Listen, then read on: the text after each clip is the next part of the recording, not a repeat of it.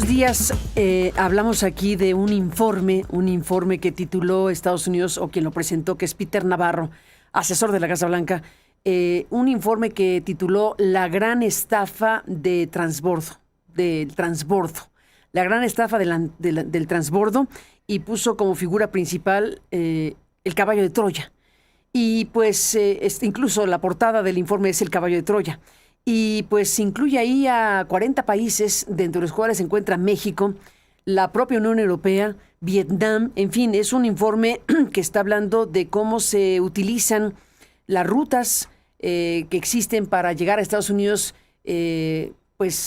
utilizadas de una forma indebida, por decirlo suavecito, por China, utilizando estas rutas para evadir aranceles.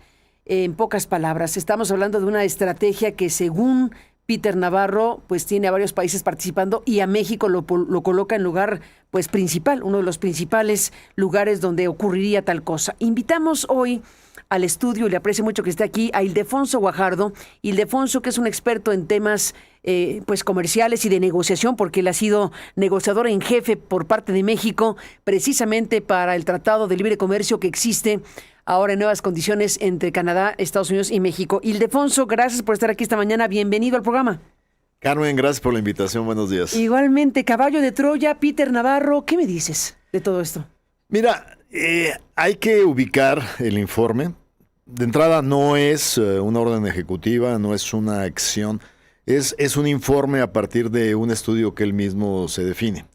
Y hay que entender a Peter Navarro. Recordarás que Peter Navarro se incorpora a la primera campaña de Trump en el 16.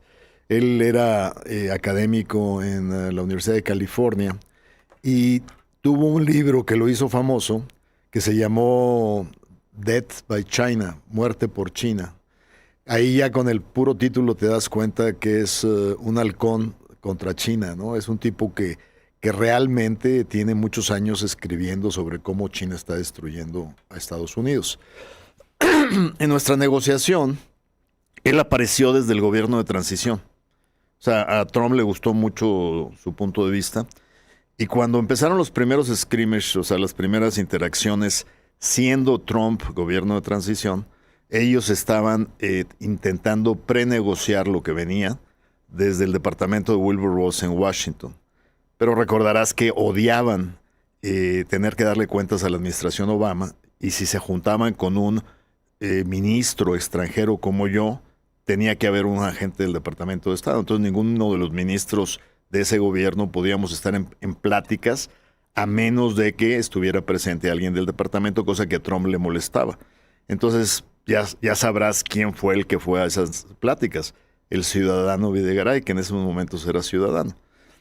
Y a mí me mandaban las exigencias que pretendían establecer y que eran de arrancarte los pelos. Ahí tengo guardada esa lista de solicitudes. ¿Qué pedían? Pedían, por ejemplo, que las reglas de origen e integración fueran del 100% en todo.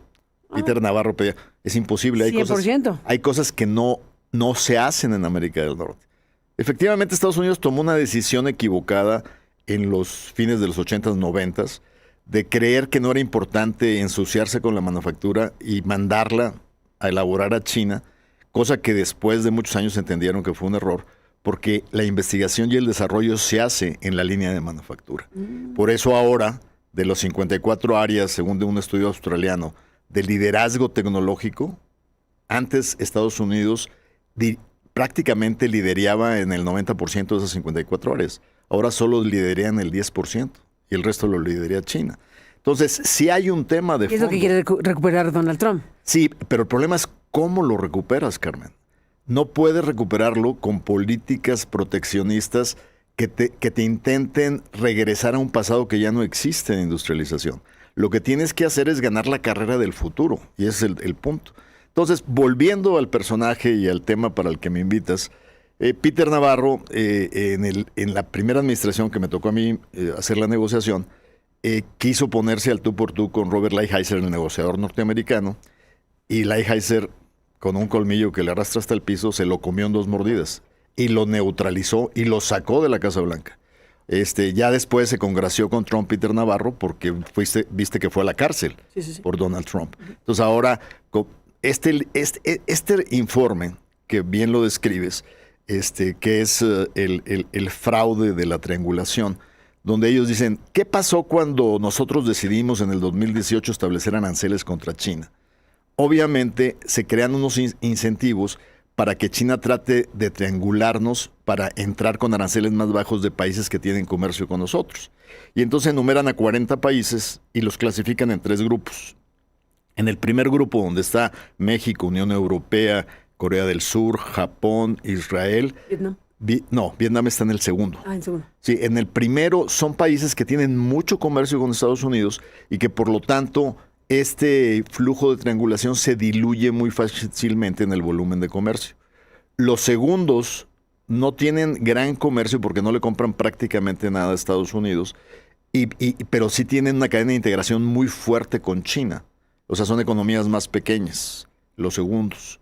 Y los terceros son así como así más capiroteada, ¿no? de otros países no tan significativos.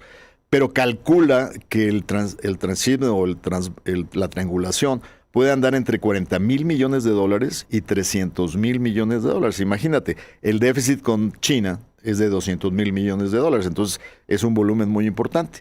Ahora, el problema es que en el caso de México no tiene argumentos para decir de quién es la responsabilidad, porque muchos de los, por ejemplo, te doy un ejemplo, casi nada de lo que nos ha impactado de las tarifas ilegales de Trump, los aranceles ilegales de Trump, le pega a electrónicos, porque ellos necesitan los electrónicos, ya hay componentes electrónicos que no se hacen en América del Norte.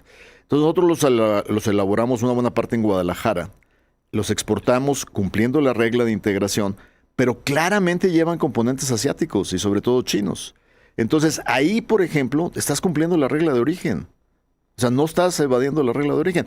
Lo que este hombre, Peter Navarro, debe de compartirnos es, bueno, tú tienes el derecho con el tratado de hacer el tracing, que es el seguimiento de dónde viene ese producto. Dice, no, es que a través de reempacar, a través de reetiquetar, a través de falsear el origen, están importando ilegalmente cosas chinas.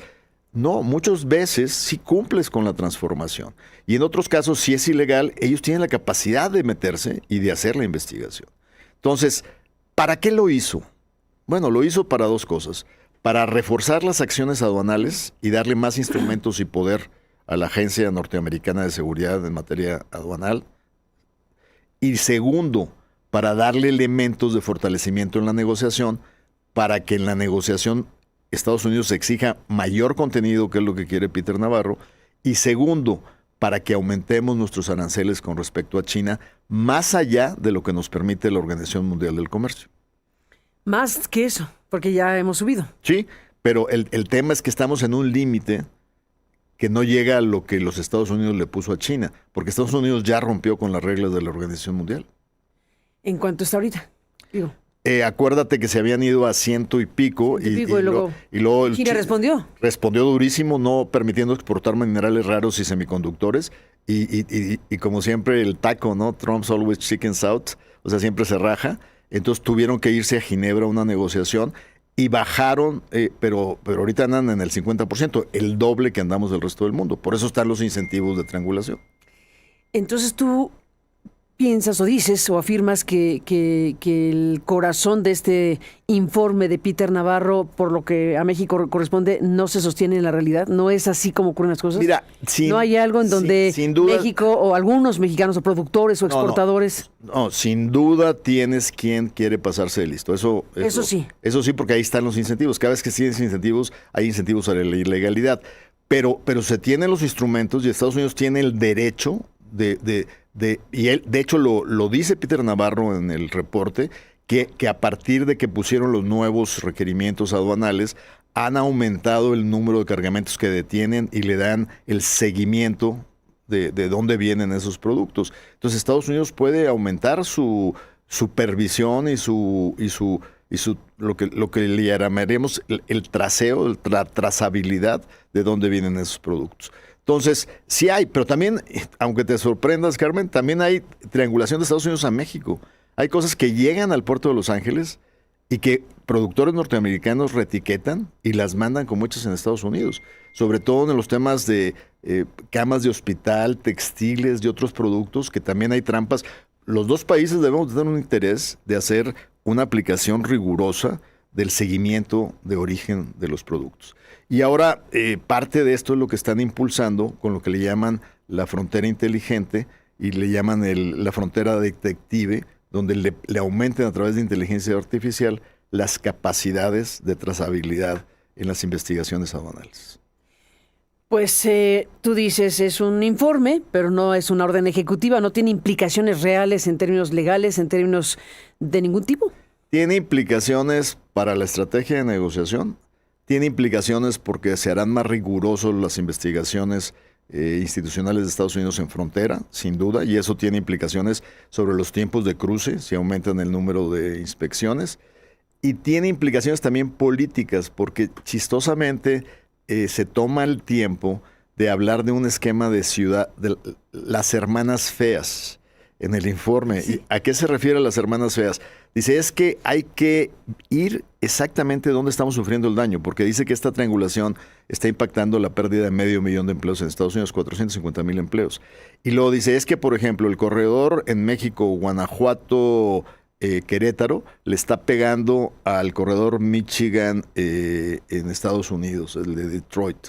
Y le está pegando fundamentalmente en motores, en transformadores, y entonces trata de identificar en estados swings electorales para también que Trump lo utilice como diciendo, yo a través de aranceles y de una negociación difícil estoy defendiendo a los trabajadores norteamericanos. También trata de ayudarle a su jefe en el discurso político frente ahora a las elecciones intermedias, ¿no? Ni más ni menos. Déjame preguntarte, Ildefonso Guajardo, sobre el momento que vive México con Estados Unidos en materia comercial y política también, porque pues estamos viendo el tema de la visa que se le retira al hijo del expresidente. Estamos viendo que el expresidente emite un mensaje donde agradece la solidaridad y dice estamos ante la inminente embestida de gobiernos extranjeros y Morena lanza una cruzada para defender la soberanía nacional, etcétera, etcétera, etcétera. Todo este contexto que desde luego tiene que ver con Estados Unidos de manera directísima, pues ya en un momento como estamos, ¿qué tipo de efecto puede tener? Porque el Tratado de Libre Comercio y lo que se esperaba que ocurriera no ocurrió, no se pospuso, no se amplió su vigencia 16 años más, sino que se quedó en 10 con la renovación, con la revisión anual y lo que se ha explicado, y tú lo has explicado aquí muy ampliamente, cosa que te agradezco. Para efectos de la presión comercial para México, en un contexto como este, que tiene que ver con visas, personajes de la política mexicana, 10 personajes a los que pide que envíe, que 2 ya se entregaron. Toda esta combinación de cosas que al final de cuentas están en la mesa, ¿cómo las ves tú? Mira, yo sin duda veo un equipo de negociación norteamericano intentando de seguir moviendo el balón sin poner en la mesa soluciones al menos transitorias, como por ejemplo la reducción de aranceles a los autos mexicanos, que nos está creando un problema muy serio. Pero al mismo tiempo no veo que esto pueda seguirse posponiendo, pero no veo que en la mesa esté directamente un this for that, ¿no? Esto por esto, o sea, sí, diente por diente, ojo por ojo. Eso ocurrirá cuando Donald Trump tenga las fichas en su mesa de negociación. Uno de los problemas de esta negociación... Dime una cosa, ¿a qué le llamas fichas? Le llamo a tener en la mesa la agenda de seguridad, la agenda de fentanilo, la agenda de colusión de políticos con ¿Y no la tiene en la mesa? No, a lo que me refiero es cuando quiera ejercerlas, cuando quiera hacer un cierre de proceso. Y en este momento tiene a los responsables cabalgando de manera independiente, pero ninguno de ellos va a tener la capacidad de hacer una negociación final si no le da el visto bueno a Donald Trump. Inclusive el negociador americano Jamieson Greed sabe que la última palabra la tiene Donald Trump. Por ello, para los negociadores mexicanos es muy difícil llegar a una negociación final porque Donald Trump le va a dar las últimas retorcidas a las tuercas. Este impacto y esta vulnerabilidad de temas cruzados sin duda existe, pero no va a ser efectiva hasta que Donald Trump tenga en el tablero todos los temas y trate de llegar a una definición de su interés en el proceso. México sigue a la mesa y seguirá a la mesa siempre, pero en este caso, aunque ya el Tratado de Libre Comercio pues quedó en lo que quedó, que es la no ampliación a 16 años, pero acabas de mencionar por lo pronto un tema, la intención, la petición que hace México para reducir aranceles en los autos. Dices, hay problemas serios aquí. ¿De qué dimensión es el problema? No, pues por ejemplo, la dimensión es que Mazda de México ahora tiene mayor, perdón, sí, por las marcas, pero tiene ahora un problema de competitividad. Es más barato mandar un Mazda desde Japón pagando un 15% de arancel que mandarlo desde México, que prácticamente alcanza el 25% de arancel. Nos cambiaron la relación de competitividad en cuanto a exportar, sobre todo aquellos autos que llegaron a México y que no se han integrado con la regla de origen y que antes pagaban solo el 2.5% de arancel para entrar al mercado norteamericano. Ahorita están pagando el 25% de arancel.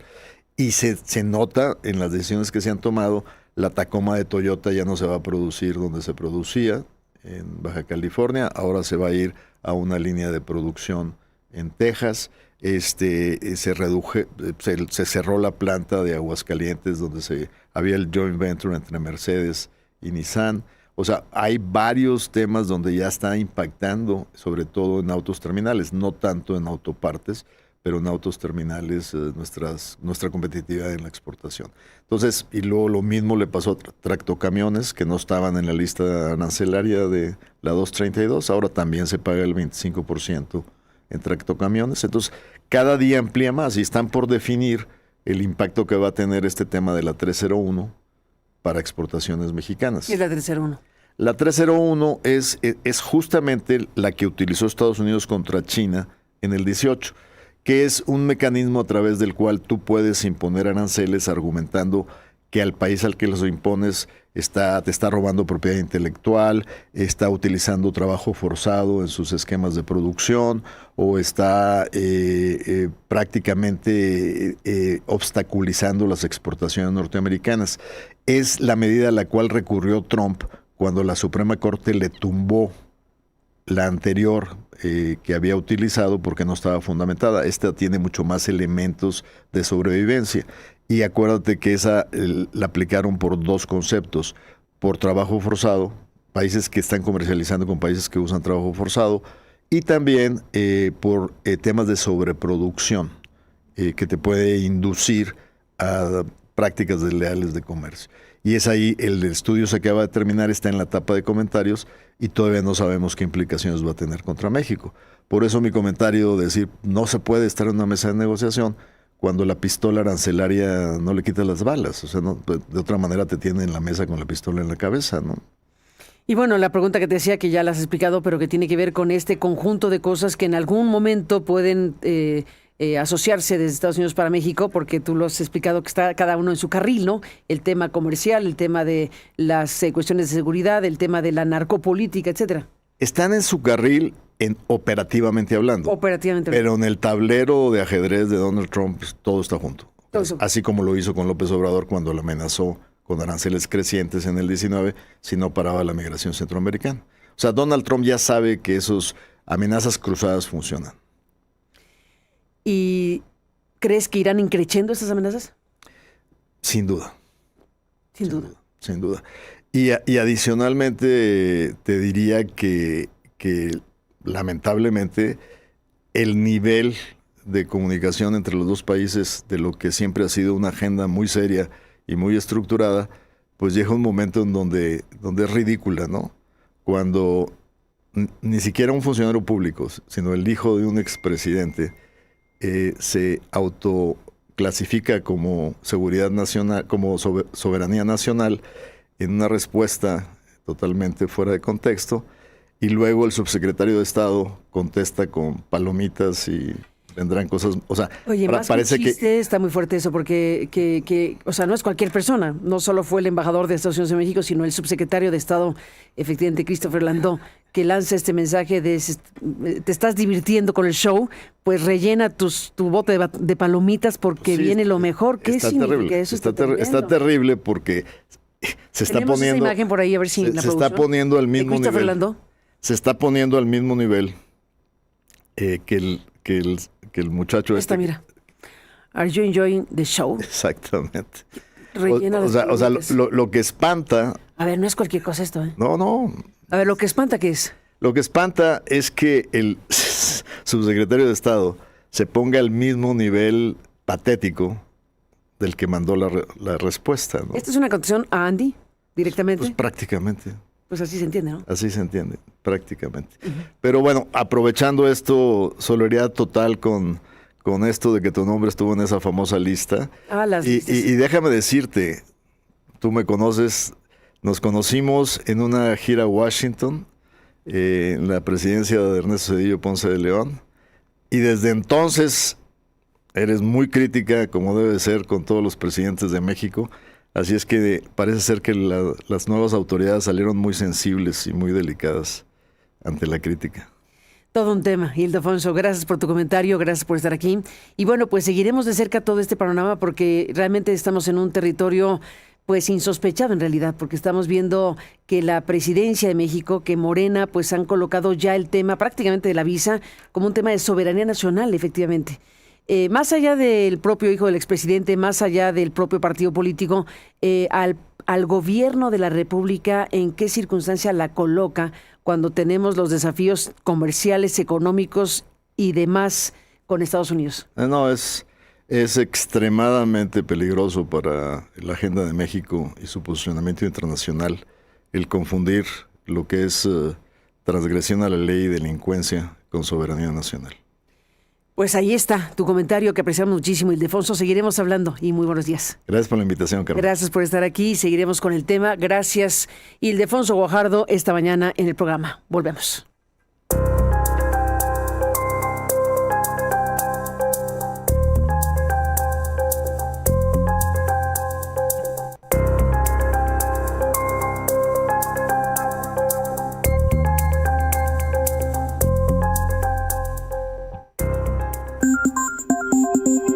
Buzón